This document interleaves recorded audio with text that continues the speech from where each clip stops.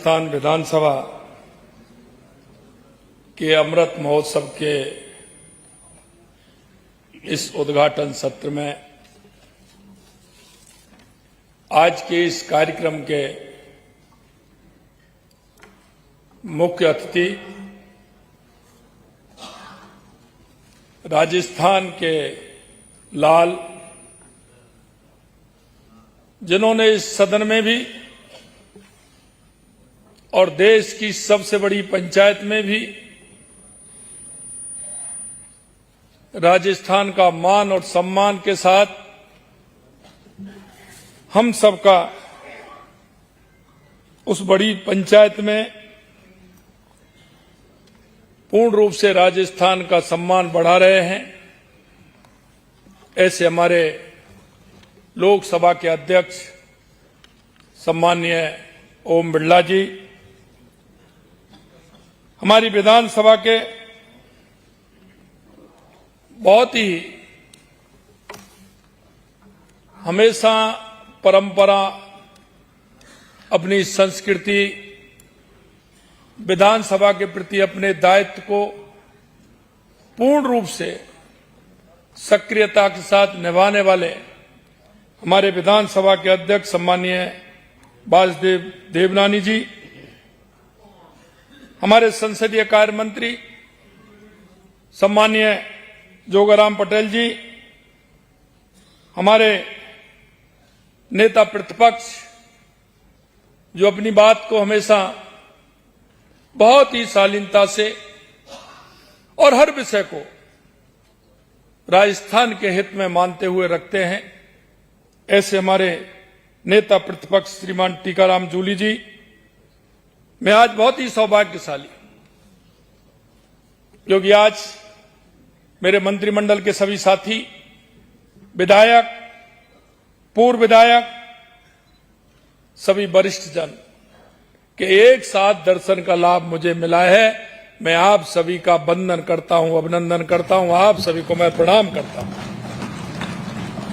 माननीय अध्यक्ष जी, ये आपने सौभाग्य दिया कि एक साथ उन सभी लोगों के दर्शन का लाभ आपने दिया है जिनको हमने या पुरानी विधानसभा हो या नई विधानसभा हो, उनमें अपने तर्क से उन्होंने राजस्थान के उन सभी विषयों को रखते हुए इस राजस्थान की प्रगति में अपना योगदान दिया है। उन सभी का मैं स्वागत करता हूं, अभिनंदन करता हूं। मैं देख रहा हूं कि जब से राजस्थान विधानसभा का गठन हुआ है, उस समय भी वो युवा के नाते जाने जाते होंगे, और आज भी मैं देख रहा हूं जिस तरह से विधानसभा के अंदर आपकी उपस्थिति रही है, मैं भी आज आपको वो युवा की दृष्टि से देख रहा हूं, चाहे वो हमारे पंडित रामकिशन जी हों, घनश्याम तिवारी जी हों, चाहे हमारे देवी सिंह भाटी जी हों, राजेंद्र राठौड़ जी हों, तारा भंडारी जी हों, हमारे राव राजेंद्र जी हों, शेखावत साहब हों, चाहे सीपी जोशी जी हों, चाहे मोरदिया जी हों, ये सभी वरिष्ठ जन वो हैं। बाकी और सभी जिन्होंने इस विधानसभा के अंदर राजस्थान की प्रगति में योगदान दिया है। मित्रों, क्योंकि हमें यह नहीं भूलना चाहिए कि उस समय की परिस्थिति स्थिति क्या थी, क्योंकि पूरे देश के अंदर राजस्थान क्षेत्रफल की दृष्टि से सबसे बड़ा प्रदेश है। इसके साथ साथ राजस्थान के सामने कई तरह की चुनौतियां भी थी। अकाल की चुनौती, कई तरह के विषय आते थे। उन विषयों में आपने एक जनप्रतिनिधि होने के नाते विधानसभा के माध्यम से उन विषयों को आगे बढ़ाने का काम किया। आपने राजस्थान की प्रगति में अपना योगदान दिया।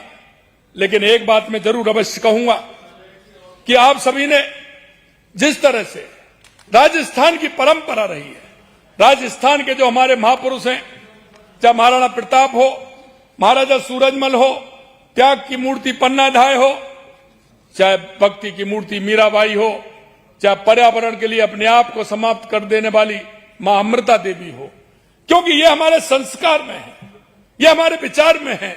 और इस विचार और संस्कार के माध्यम से आपने संसदीय परंपराओं का पालन करते हुए हमारे इस राजस्थान को गति देने का काम किया।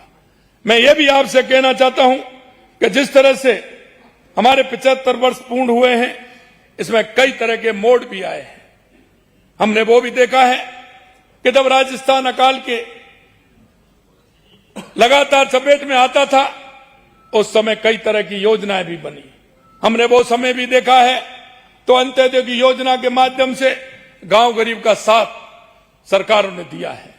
हमने वो समय भी देखा है कि गांव की सड़क, बिजली, पानी की व्यवस्थाएं राजस्थान के अंदर दूरी होने के कारण आपके उन जनप्रतिनिधि के नाते विधानसभा में रखे हुए विषयों के कारण बजट आवंटित हुए और हम राजस्थान को हमने आगे बढ़ाया।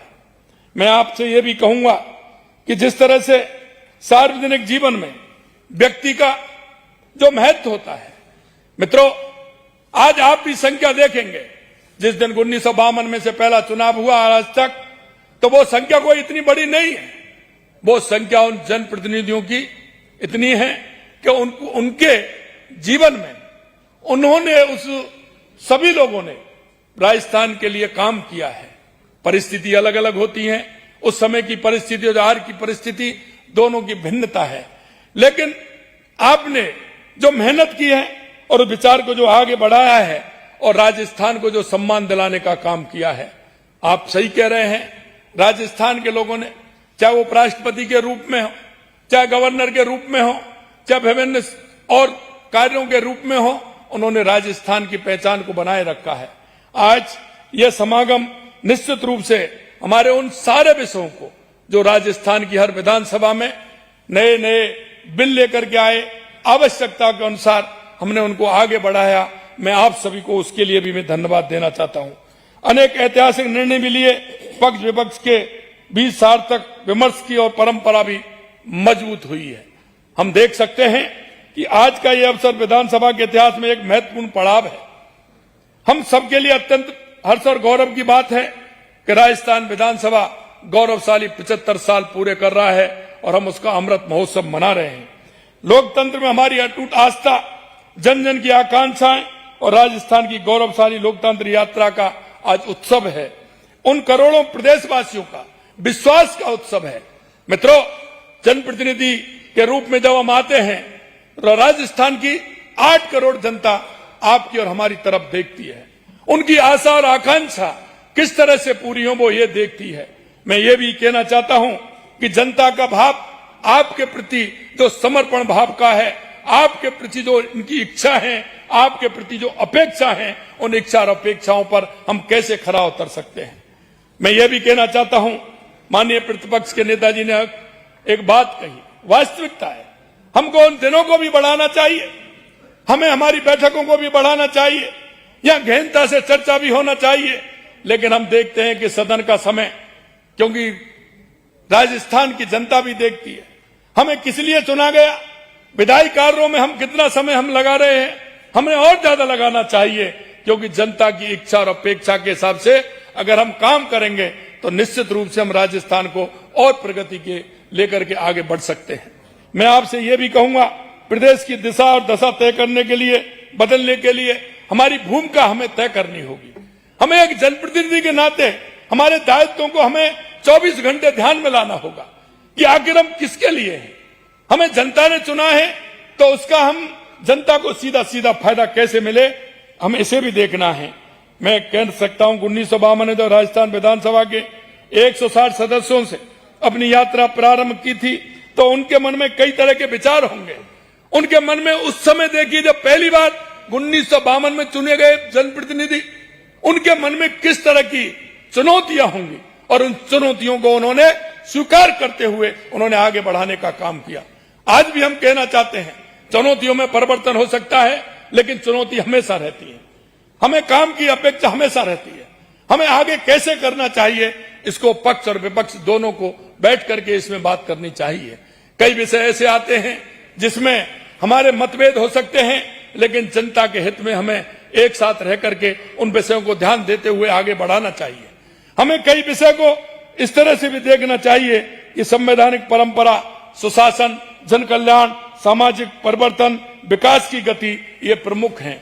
हमें समय समय पर जो भी हमारे सामने विचार आते हैं, उन विचारों को स्पष्टता के साथ हमें पूरा करना चाहिए। सवाई मानसिंह टाउन हॉल से प्रारंभ हुई यात्रा आज आधुनिक विधानसभा तक पहुंची है, लेकिन एक बात नहीं बदली। जनसेवा का संकल्प वो जब था तो आज भी है। लोकतंत्र के प्रति हमारी प्रतिबद्धता आज भी है।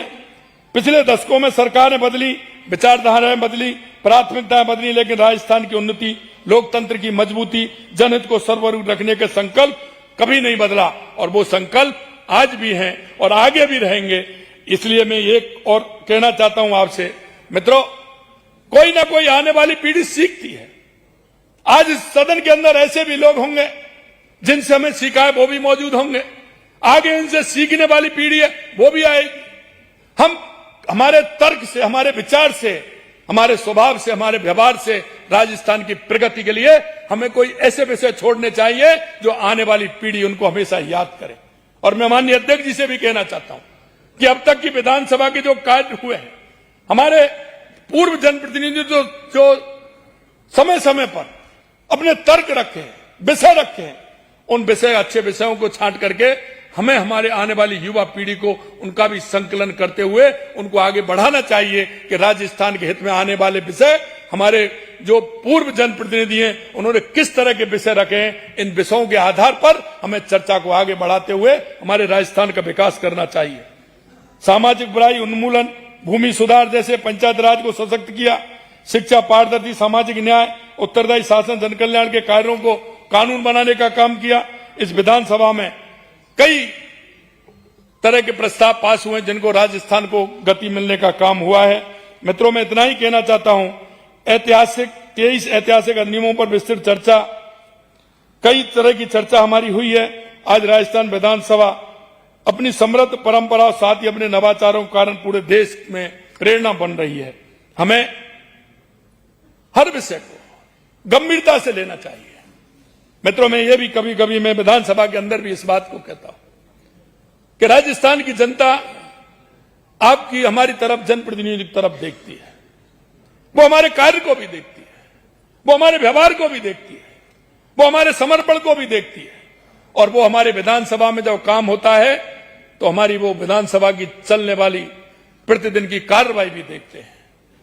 हमें उस जनता को जिस विश्वास के साथ हम आते हैं, उन विश्वासों पर खरा उतरने के लिए हमें क्या करना चाहिए, यह मन का भी चिंतन है, दल का भी चिंतन है। यह चिंतन दल को भी करना चाहिए और स्वयं के मन को भी करना चाहिए।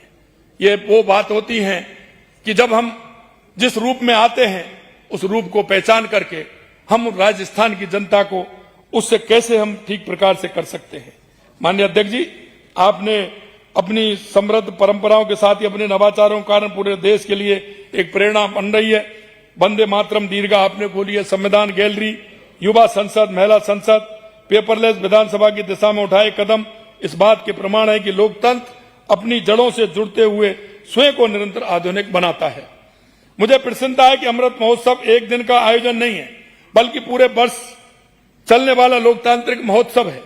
संसदीय एवं संविधान विशेषज्ञों के विचार, लोकतंत्र की चुनौतियों पर विमर्श, विधानसभा के डिजिटल रूपांतरण पर चर्चा, नई पीढ़ी को संसदीय परंपराओं से जोड़ने के अनेक कार्यक्रम आयोजित किए जाएंगे। इस अवसर पर 1 से 16वीं विधानसभा तक के पूर्व एवं वर्तमान सदस्यों का सम्मेलन लोकतंत्र की उस निरंतरता का प्रतीक बनेगा जिसमें अनुभव, ऊर्जा, परंपरा, नवाचार का समागम होगा। इतिहास और भविष्य एक साथ दिखाई देंगे, यह आवश्यकता भी है। आज के परिवेश में आवश्यक है कि हमारा इतिहास भी दिखे और हमारा भविष्य भी दिखे। यह भी अत्यंत प्रसन्नता का विषय है कि इस समारोह में पूर्व विधानसभा अध्यक्षों, पूर्व उपाध्यक्षों, वरिष्ठतम एवं लंबे समय तक जनता की सेवा करने वाले विधायकों का सम्मान किया जाएगा। यह सम्मान इस महान व्यक्तियों के साथ ही लोकतांत्रिक मूल्यों का, संसदीय मर्यादाओं का, जनसेवा की उस परंपरा का सम्मान है जिसने राजस्थान को नई ऊंचाइयों तक पहुंचाने का काम किया है। लोकतंत्र तब मजबूत होता है जब संवाद जीवित रहता है, तब असहमति भी मर्यादा के साथ व्यक्त होती है, जब सत्ता और विपक्ष दोनों जनहित की सर्वोपरि मानते हैं और तब सदन की गर्मा हर परिस्थिति में कायम रहती है। आज आप देख रहे हैं, मैं कहना चाहता हूं कि हमारा ध्येय एक ही होता है, सबका साथ, सबका विकास, सबका। हमारी विधायी परंपराओं को नई पीढ़ी तक पहुंचाएगा। लोकतंत्र की सबसे बड़ी शक्ति जनता का विश्वास होता है और वो विश्वास हम सब जनप्रतिनिधियों को हासिल करना है। राजस्थान विधानसभा के 75 वर्ष पूर्ण होने पर सभी पूर्व वर्तमान जनप्रतिनिधियों का, विधानसभा परिवार तथा समस्त प्रदेशवासियों की तरफ से आप सभी का हार्दिक स्वागत, हार्दिक अभिनंदन। और माननीय मंच पर हमारे लोकसभा के अध्यक्ष ओम बिरला जी, माननीय हमारे विधानसभा के अध्यक्ष जी, हमारे नेता प्रतिपक्ष संसदीय मंत्री और आप सभी का पुनः मैं बहुत बहुत अभिनंदन करता हूं, वंदन करता हूं। आप सभी को बहुत बहुत धन्यवाद। जय हिंद, जय भारत, जय राजस्थान। बहुत बहुत धन्यवाद माननीय मुख्यमंत्री महोदय।